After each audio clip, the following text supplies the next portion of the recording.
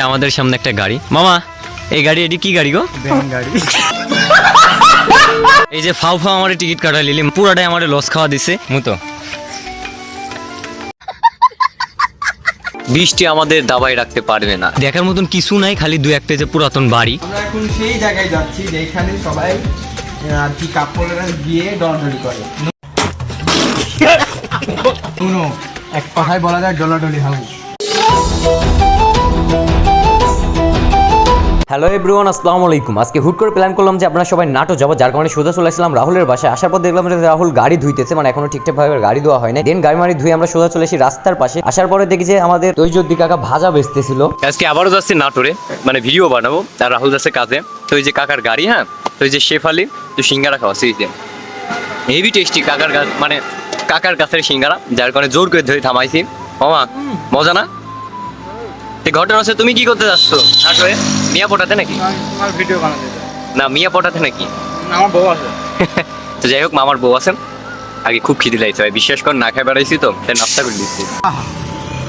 সেই রাত সেই আচ্ছা। হালকারপুরে ঝাপসা করে আমরা সোজা রওনা দিয়েছিলাম লালপুরের উদ্দেশ্যে, কারণ ওইখান থেকে আমাদের বাইকে তেল উঠানো লাগবে।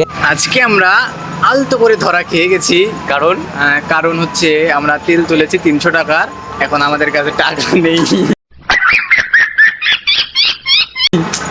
সেই কারণে বসে আছি। এখন হচ্ছে রাহুল যাবি টাকা আনতে, মানিব্যাগ বাড়িতে থুয়াইছে। অবশ্যই, আর আমরা এই যে এখানে বসে আছি পেট্রোল পাম্পে। না টেকা না দিলে আমরা ধরি বাঁধবি। তেল পাম্পে টাকা মাকা দিয়ে আমরা সোজা রওনা দিই নাটোরের উদ্দেশ্যে। কিন্তু আমাদের এলাকার আবহাওয়াটা খুবই ভালো ছিল, তেমন একটা বৃষ্টি মিষ্টি নাই, আর আকাশ তেমন একটা মেঘলাও ছিল না, যার কারণে অনেক সুন্দরভাবে ভিউটা উপভোগ করতে হতে সোজা রওনা দিয়েছিলাম নাটোরের উদ্দেশ্যে। উপভোগ করুন। না না না, উপভোগ করুন। আসলে আমাদের লালপুরের দিকে বৃষ্টি নেই, এদিকে বৃষ্টি মানে দয়রামপুরের এখানে আমি দেখাইতেছি।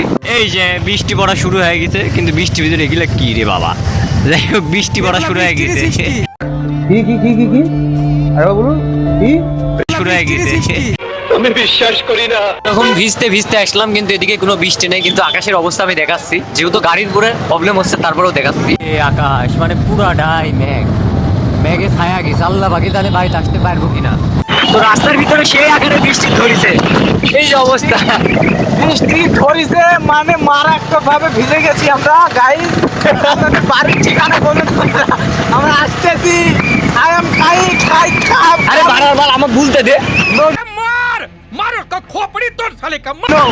যাই হোক, কামিন শেফালি। Control control. আমার কিছু বলার নাই, ভিজতে ভিজতে যাচ্ছি, মানে আজকের দিনটা পুরোটাই খারাপ, মানে আমার দিক থেকে, মানে রাস্তায় রাস্তায় কিছু জায়গায় বৃষ্টি, কিছু জায়গায় বৃষ্টি নাই, আর রাস্তা সেই পিছলি হয়ে আছে, খুব ভয় লাগতেছে। বাবা এদিকে রাস্তার অবস্থা খুবই খারাপ ছিল, খুবই ভয় লাগতেছিল, কারণ রাস্তাটা পুরো কাদাতে পিছলা হয়েছিল। আল্লাহ পাকে জানে কি হবে না হবে, আল্লাহ আল্লাহ করতেছিলাম বারবার। এত জোরে বৃষ্টি হচ্ছিল ভাই, পুরাই শিয়াল ভেজা হয়ে গেছিলাম, যার কারণে আমরা এক জায়গায় দাঁড়াই পড়ছিলাম। আর এদিকে বাইকটাও ভিজতেছিল, মানে আমাদের সাথে সেও শিয়াল ভেজা হয়ে গেছিল। শুধু আমি না, রাহুল আরো ইমন মামু শিয়াল ভেজা হয়ে গেছিল। আমার ভিডিও করার ইচ্ছা হারা গেছে, কারণ যে আকারে বৃষ্টি হচ্ছে, এই যে বৃষ্টি পরে এখানে আধা ঘন্টার মধ্যে দাঁড়া আছে, বৃষ্টি আর থামার নাম নাই, আর নিম্নচাপ শুরু হয়েছে। বৃষ্টি আমাদের দাবাই রাখতে পারবে না, আমরা চলে এসেছি রাজবাড়িতে। আর ওই যে দেখেন সব শিয়াল ভিজা ভিজি, আমিও ভিজেছি। যেহেতু বৃষ্টি ছাড়ার নাম নাই, যার কারণে ভাবলাম যে বৃষ্টির ভিতরে রাজবাড়িটা ঘুরে দেখবো। যে টিকিট কাউন্টার সে আমারে বাস খাওয়া দিছে, হ্যাঁ, মানে মেলা মানুষ দেখলাম গাইলি হুড় হুড় করে চলে যাচ্ছে, টিকিট লাগছে না, কিন্তু আমারে ভাই মানে চিনে না, বাইরে থেকে আইসি, যার কারণে এরকম অন্যায় অত্যাচার করলো আমার উপর। যাই হোক, জুলুম করি, মানে অন্যায় করার পরে, মানে অন্যায় তো করিনি, মানে বাস খাওয়াইনি, বাস দেওয়ার পরে আমার এই যে 15 টাকা টিকিট কাটা লাগলি একজনের। ভেতরে প্রবেশ করার পরে সবকিছু ঘুরে ঘুরে দেখতেছিলাম, বিশ্বাস করেন ভাই কিছু ছিল না, মানে কোনো কিছুই নাই দেখার মতো। খামোখা 15 টাকা পিস দিয়ে টিকিট কাটারে আমাদের বৃথা হয়ে গেছিল। এর থেকে হাজার গুণে ভালো আমাদের পদ্মার পার। আমরা কোথায় আসলাম? আমরা নাকি রাজবাড়িতে আছি, কিন্তু রাজা আর রানী যে রুমে থাকতো সেই রুমটা কোথায়, আমরা ওটাকেই খুঁজতে। মামা ওইটাই দেখা লাগবে, অন্য কিছু দেখলে হবে না। লাই 60 টাকা আমি বুয়া মারা খাই। যতদিন বেঁচে আছো আমরা তোমার করতে মারবো। अच्छा তাহলে এখন আমরা কোথায় যাচ্ছি? আমরা এখন সেই জায়গায় যাচ্ছি যেখানে সবাই আর কি কাপড়েরা গিয়ে ডলাডলি করে। নো এক কথায় বলা যায় ডলাডলি হাউস। अच्छा রাজবাড়িতে এসে আমার 1 লাখ টাকার জুতার অবস্থা দেখেন, এই যে কি অবস্থা। लगा मेरा मजाक। $1000 দাম। আমি বিশ্বাস করি না। আমাদের সামনে একটা গাড়ি, মামা এই গাড়ি এটি কি গাড়ি গো? ভ্যান গাড়ি। शाबाश बेटा এখন অনেক পাবলিকই আছো এই আওয়াজটা শুনে হাসাহাসি করতেছো, হাসাহাসি করার কিছু নাই। তোমরা পাদো অফলাইনে, আমরা পাদি অনলাইনে। बात है सर, क्या बात, ये बात है। अरे सर क्या बात। রান্না বাড়া হচ্ছে, মনে হয় রানী রান্না করতেছে আমাদের জন্য। চলো আমরা তার স্বাদটা গ্রহণ করে আসি। এই যে ফাও ফাও আমার টিকিট কাটা লিলি মাত্র মানে 60 টাকা দি, হ্যাঁ মানে পুরাটাই আমার লস খাওয়া দিছে। এই টিকিটে পুরো আমরা মুতো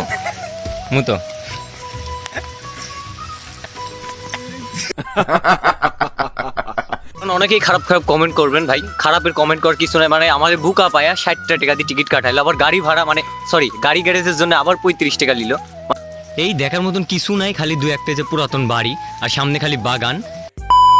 ঘোরাফেরা শেষ করে সিজান ভাইয়ের বাসায় এসে একটু রেশমেশ নিয়ে আবারও সেই বৃষ্টি মুড়ে রাতে রওনা দিছিলাম বাসার উদ্দেশ্যে। তো ফাইনালি নাটোর থেকে চলে আসলাম, আর আমি গাড়ি চালাচ্ছি বুনপাড়ার থেকে। আমার অবস্থা তার পিলাই হয়ে গিয়েছে, সিলাই মানে একটা এদিক ঘুরে এক কথায় মানে ভিজা শিয়াল হয়ে গেছি, গাড়ির চাকাতে এসে। আজকের ভিডিওটা মানে এই পর্যন্তই ছিল। ভালো লাগলে লাইক কমেন্ট শেয়ার করবেন। দেখা হচ্ছে কোনো এক নতুন ভিডিওতে। সে পর্যন্ত সবাই ভালো থাকবেন, সুস্থ থাকবেন, নিজের খেয়াল রাখবেন, আর হ্যাঁ পেজটা ফলো দিয়ে পাশে থাকবেন। ধন্যবাদ সবাই।